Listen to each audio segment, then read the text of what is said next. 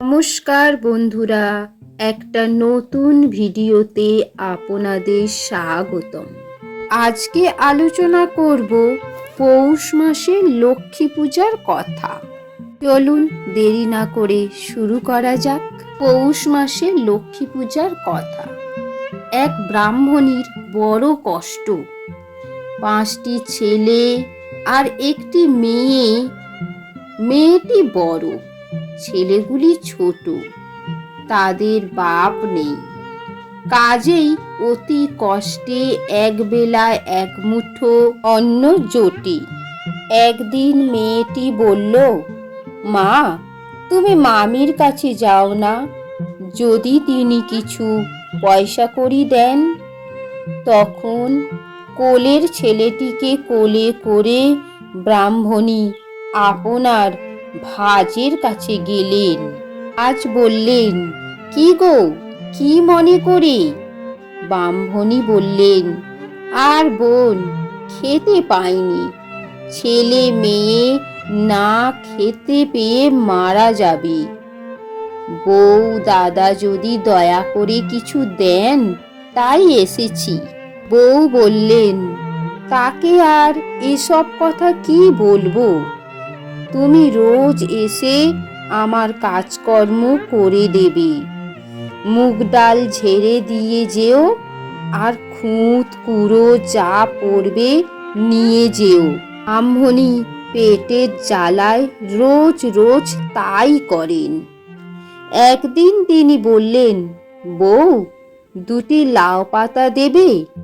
বউ বললেন, ঢোলা ঢোলা লাউয়ের পাতা তোমার ভাইয়ের গোনা গাঁথা। যদি আমার মাথায় 2টো উকুন বেছে দিয়ে যেতে পারো, তাহলে 2টো লাউ পাতা দেব। ননদ বললেন, বউ, আজ লক্ষ্মীবার, উকুন যে দেখতে নেই, কাল এসে উকুন বেছে দেব। ছেলেরা আমার সমস্ত দিন না খেয়ে আছে, আমি এখন যাই বউ। তখন বউ লাউ পাতা দেওয়া তো দূরের থাক, খুঁতগুলো আঁচল থেকে কেড়ে নিয়ে বললেন, মর আভাগী, নিজের মঙ্গলটি জানো আর ভাইয়ের মঙ্গল খোঁজো না। আজ লক্ষ্মীবার, বাড়ি থেকে খুঁতগুলো বার করে নিয়ে যাচ্ছ? ননদ তখন কাঁদতে কাঁদতে বাড়ির বার হয়ে চলে গেলেন। পথে যেতে যেতে ভাবলেন, আজ যা সামনে পাবো তাই খাবো। হঠাৎই তিনি দেখতে পেলেন একটা খুব খুব বড় কেউটে সাপ মরে পড়ে আছে। সেই সাপটিকে নিয়ে বাড়ি গেলেন। মনে করলেন, আজ এই সাপটিকে সেদ্ধ করে খেয়ে সবাই মরব। এই সাপটিকে কুটি কুটি করে কুটে একটা নতুন হাঁড়িতে করে উনুনে চড়িয়ে জাল দিতে লাগলেন। যতই জাল দেন, ততই সোনার ফেনা ওঠে। ক্রমে ঘর দরজা সব ভরে গেল। আহ্লাদে আর তখন ক্ষুধা তৃষ্ণা নেই। তখন বড় ছেলেটি এক খড়ি ফ্যান নিয়ে স্যাগরার দোকানে গেল। স্যাগরা 1 খড়ি টাকা দিলে সেই টাকায় চাল ডাল নুন তেল সব কিনে আনলেন। তখন তাদের লক্ষ্মী পূজা করার ইচ্ছা হলো।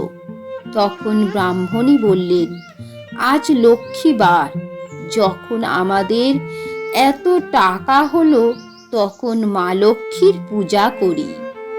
এই ঠিক করে তিনি স্নান করে শুদ্ধ আচরণে রান্না করলেন।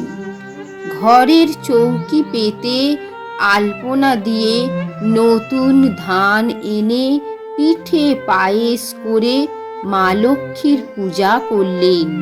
ব্রাহ্মণ খাওয়ালেন, পাড়ার সকলকে প্রসাদ দিয়ে শেষে নিজেরা খেলেন। সেই শোনাতে সকলের দুঃখ কষ্ট দূর হলো। ক্রমে দাস দাসী, লোক লস্কর, হাতি ঘোড়া, রাজার বাড়ির মতো বাড়ি হলো। ছেলেদের বিয়ে হলো, প্রতিমার মতো বউ এলো। মেয়েটিকে সে দেশের রাজার ছেলে বিয়ে করে নিয়ে গেলেন। একদিন ভাজ সকলকে নেমন্তন্ন করে পাঠালেন। তখন ঠাকুরজি, বউ, ছেলে সবাইকে নিয়ে এক গা গহনা পরে নিজেদের ঘরে খেয়ে পালকি চড়ে নেমন্তন্ন রাখতে গেল। তারা আসতেই বউ ভাগ্নি ভাগ্নি করে বউয়েদের মুখে চুমু খেয়ে আদর করে ঘরে নিয়ে গেলেন।